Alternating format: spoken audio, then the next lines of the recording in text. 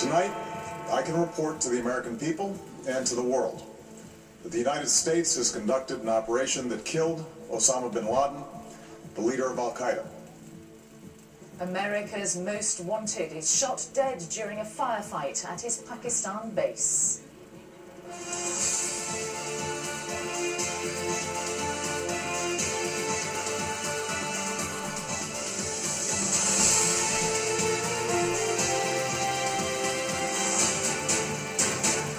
This is the ITV News with Mary Nightingale. US intelligence had caught his trail 2 years ago, tracking him to a luxury compound in a city close to Islamabad. In New York and Washington, crowds celebrate the death of the man who masterminded 9/11. Of course, nothing will bring back those loved ones that families have lost to terror.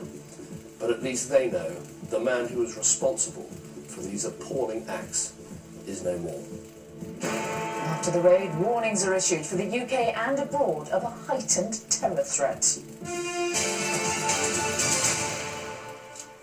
Good afternoon. In $1 million house only 50 miles from the capital of Pakistan, the head of Al-Qaeda, Osama bin Laden, has been killed by American special forces. They had tracked him not to caves in the mountainous border with Afghanistan, but to a compound just outside Islamabad, close to a military academy, Pakistan's equivalent of Sandhurst. 4 US helicopters moved in overnight on a mission to kill, not capture. Bin Laden was shot in the head during a gun battle. American forces confirmed it was him before handing over his body for a sea burial. Bin Laden's death triggered celebrations among New Yorkers around Ground Zero, site of the Twin Towers that were brought down by the Al-Qaeda attacks of 9/11. Our Washington correspondent, Robert Moore, reports. The White House statement came late at night. America's best-kept secret revealed by a president who fully understood this was a moment of high emotion for a nation still wounded by the attacks of 9/11.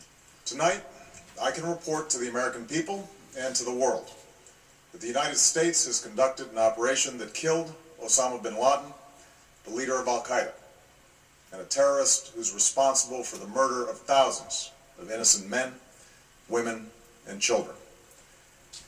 It was nearly 10 years ago that a bright September day was darkened by the worst attack on the American people in our history. The images of 9/11 are seared into our national memory.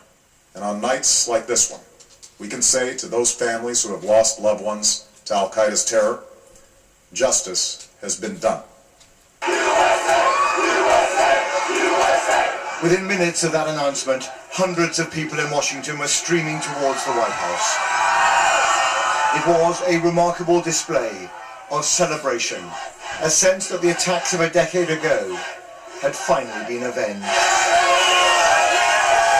It's a bit of celebration and it's a bit of relief, and the time has come for everyone to celebrate a little bit, so people are here and excited. Being in New York City during September 11th and being downtown and with all the trauma, that this is like a book is closing, a whole chapter of my life is and I can get on with my life now.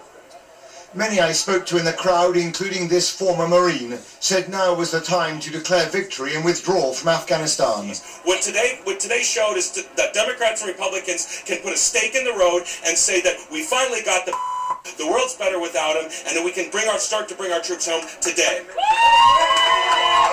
It is now 1 o'clock in the morning and the crowd here outside the White House is continuing to grow. It is part sheer jubilation, but also part relief after so much frustration, after a decade of chasing shadows.